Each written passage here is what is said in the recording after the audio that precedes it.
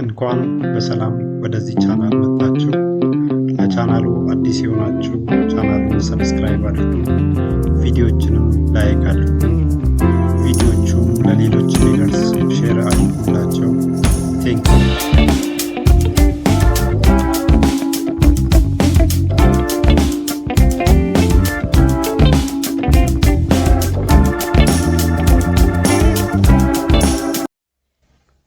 ምዕራፍ 7 መጪው የአንድ ዓለም አንድ ሃይማኖት። የቁሳዊ ፍጥረት መጀመር፣ የአዳም መሳሳትና ከገነት መባረር፣ የኖህ ዘመን የጥፋት ውሃ፣ የእስራኤላውያን ከግብፅ አገር ባርነት በታምራዊው እጅ መውጣት፣ የክርስቶስ ሞትና ትንሣኤ እና የሂትለር ጭፍጨፋ ታሪኮች በዚህ ዓለም ውስጥ የተከናወኑ አንኳር መንፈሳዊ ታሪኮች ናቸው።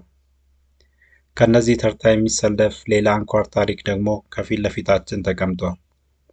የዓለም ሃይማኖቶችን በሙሉ አንድ በማድረግ ዓለምን በአንድ ሃይማኖት ስር የሚያጠቃልል ሰው ታሪክ። ይህ ሰው በመናፍስታዊ ኃይል እገዛ በዓለም ላይ ለ7 ዓመታት ይህም ለአንድ ሱባኤ የሚነግስ ሲሆን ከነዚህ 7 ዓመታት ውስጥ ከመጨረሻው 3 ዓመት ከግማሽ በኋላ እስራኤልን ጭንቅ ውስጥ ይከታታል።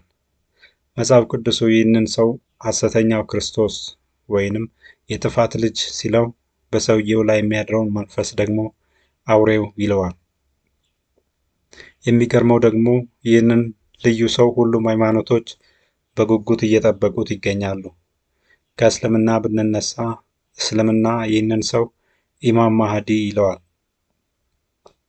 የአቡ ዳውድ ሱና 4283 እስከ 4286 ነቢዩ መሐመድ እንደተናገሩት ለጊዜው አንድ ቀን ሲቀረው አላህ ከዘሬ ሰው ይልካል፣ በዓለም ላይ እኩልነትና ፍትህን ያሰፍናል።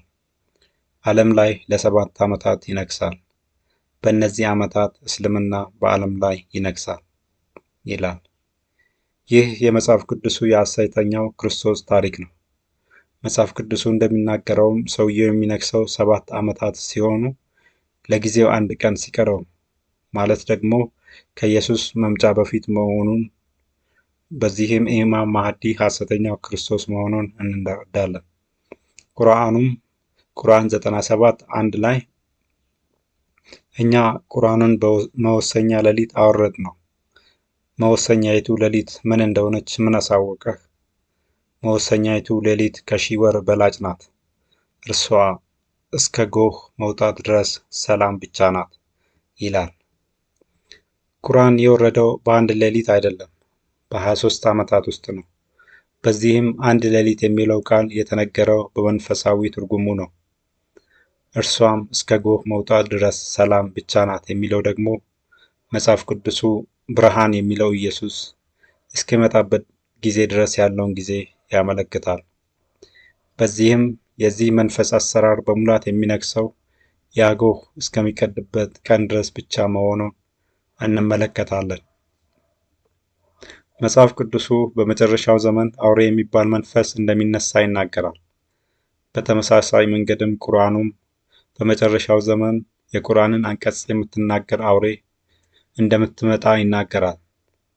በእርግጥ አውሬ እንደ ሰው አትናገርም፣ ነገር ግን ቁርአኑ የሚናገረው በመንፈሳዊ ትርጉም ነው።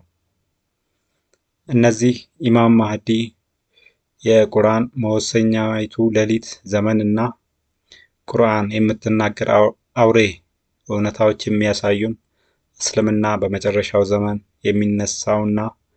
የሚነሳውን ሰውና አውሬ በጉጉት እየጠበቀ ያለ መሆኑን ነው።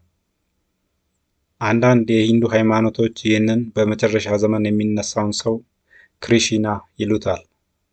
ካልኪ ብለው የሚጠሩትም አሉ።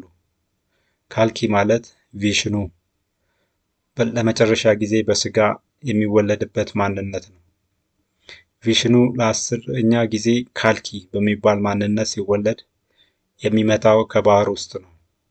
የሚወለደውም ዓለም ለመጥፋት ጫፍ ላይ ስትደርስ ዓለምን ለማዳን ነው።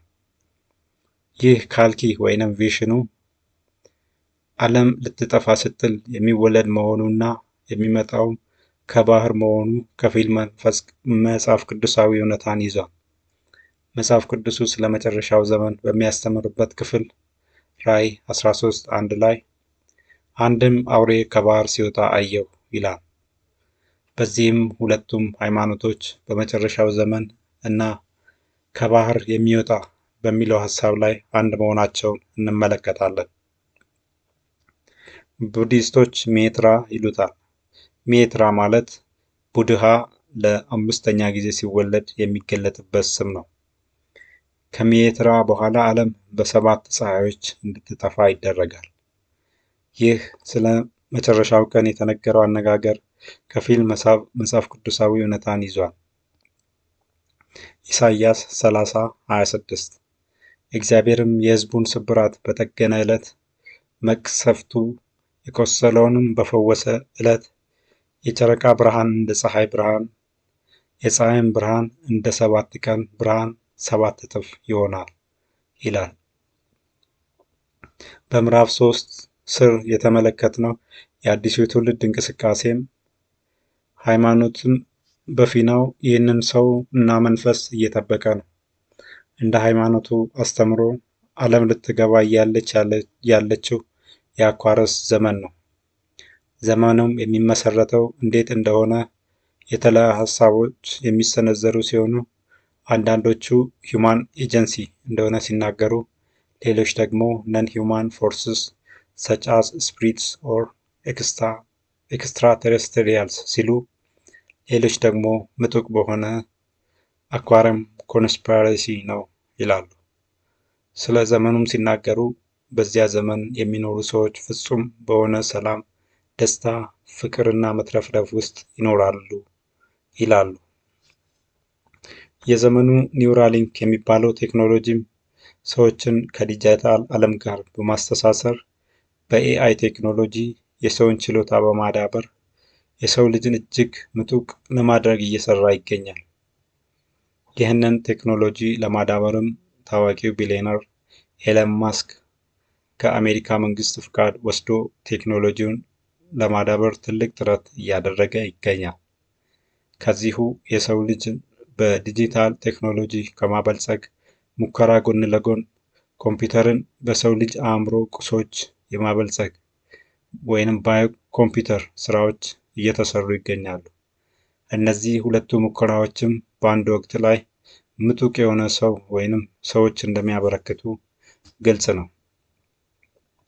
አሜሪካ ውስጥ ደግሞ አንድ ትልቅ ቦታ የተሰጠው አርማ አለ።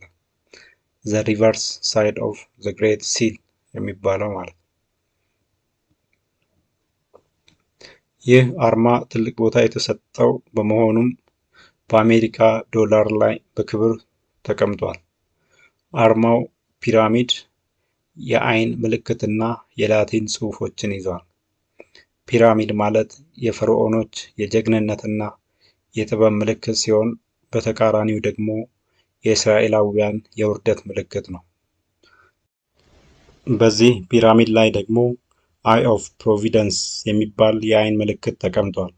ትርጉሙም ሁሉንም የሚመለከት አምላክ በማለት ይተረጎማል።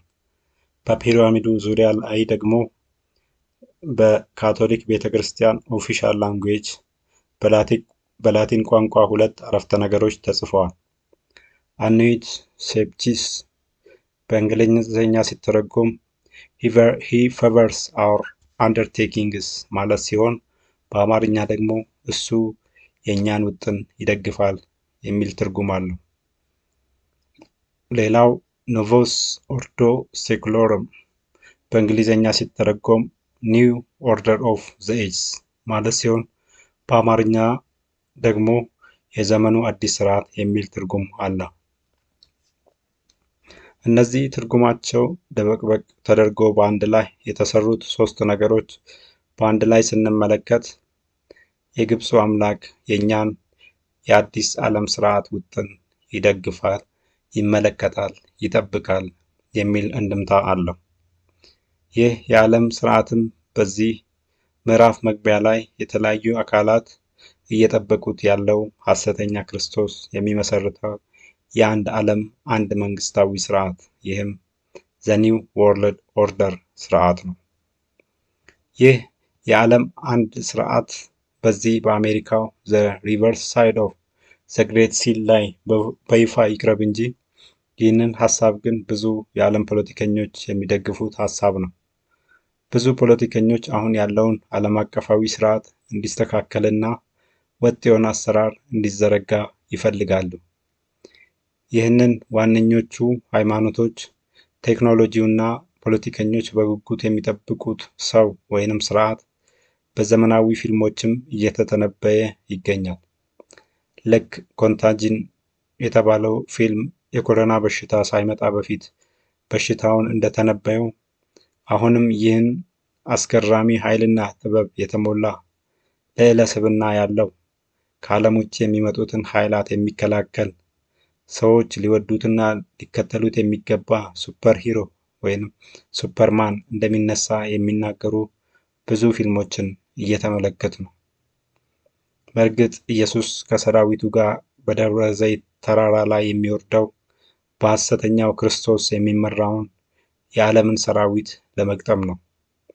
በዚህም የፊልም ኢንዱስትሪው መጽሐፍ ቅዱሳዊውን እውነታ በተቃራኒ በኩል ሆኖ እየተናገረ ይገኛል። በአጠቃላይ ስንመለከት በተለያዩ ሃይማኖት ድርጅቶች፣ በቴክኖሎጂው፣ በፖለቲከኞችና በፊልም ኢንዱስትሪው እየተተነበየ እንደሚገኘው እጅግ ምጡቅ አሰራር ወይንም ሰው ወደዚች ዓለም እንደሚመጣ ግልጽ ነው።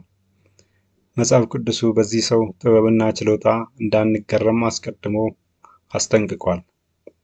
እሳትንም ከሰማይ ወደ ምድር በሰው ፊት እስኪያወርድ ድረስ ታላላቅ ምልክቶችን ያደርጋል በማለት ስለዚህ ሰው ኃይልና ብርታት ሲናገርም ቅዱሳንን ይዋጋ ዘንድ ድልም ያደርጋቸው ዘንድ ተሰጠው ይላል። በዚህ ብቃቱም እኔ እግዚአብሔር ነኝ ብሎ አዋጅ እየነገረ በቤተ መቅደስ እስኪቀመጥ ድረስ አምላክ ከተባለው ሁሉ ሰዎችም ከሚያመልኩት ሁሉ በላይ ራሱን ከፍ ከፍ የሚያደርገው ተቃዋሚው እርሱ ነው በማለት ራሱን እግዚአብሔር እስከ ማለት እንደሚደርስ ይናገራል። የሚገርመው ደግሞ ስለዚህ ሰው ከክርስትና በስተቀር ሁሉም ሃይማኖቶች፣ ፖለቲከኞችና ዘመናዊ ፊልሞች በጉጉት የሚጠብቁትና አድናቆታቸውን የሚቸሩት መሆኑን ስንመለከት እነዚህ አካላት የተለያየ ስም ይዘው ይንቀሳቀሱ እንጂ ዞሮ ዞሮ በክርስቶስ ተቃዋሚ መንፈስ የሚመሩ አንድ ቡድኖች መሆናቸውን እንመለከታለን። በዚህ ምዕራፍም ይህንን መጪውን የአንድ ዓለም አንድ ሃይማኖትን ለመቀበል እየተደረጉ ያሉትን ቅድመ ዝግጅቶች፣ መንፈሳዊውንና ፖለቲካዊ አሰላለፎችን፣ መንፈሱ በግልጽ ሲገለጥ የሚከተለውን አሰራር፣ የቁጥጥር ስትራቴጂውንና የመንፈሱ መጨረሻ ምን እንደሚሆን በስፋት እንመለከታለን።